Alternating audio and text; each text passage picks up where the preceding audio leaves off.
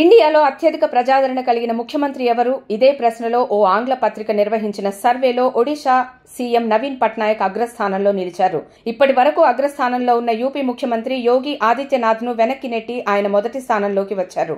మూడో స్థానంలో హిమంత్ బిశ్వ శర్మ 52.7% ప్రజాదరణతో, నవీన్ పట్నాయక్ అగ్రస్థానంలో 51.3 స్థానంలో యూపీ ముఖ్యమంత్రి యోగి ఆదిత్యనాథ్ రెండో స్థానంలో నిలిచారు. అస్సాం సీఎం హిమంత బిశ్వ శర్మ 48.6% పాపులారిటీతో మూడో స్థానంలో ఉన్నారు. గుజరాత్ సీఎం భూపేష్ బఘేల్ నాలుగో స్థానంలో, త్రిపుర ముఖ్యమంత్రి మాణిక్ సాహా 5వ ప్లేస్లో నిలిచారు. 24 సంవత్సరాలుగా ఆయనే సీఎం నవీన్ పట్నాయక్ 2000 సంవత్సరం నుంచి ఒడిశా ముఖ్యమంత్రిగా ఉన్నారు. బిజు జనతాదళ్ వ్యవస్థాపకుడైన బిజు పట్నాయక్ వారసుడిగా రాజకీయాల్లోకి వచ్చిన నవీన్ ఒడిశా ప్రజల్లో తిరుగులేని ఆదరణ ఉన్న నాయకుడు.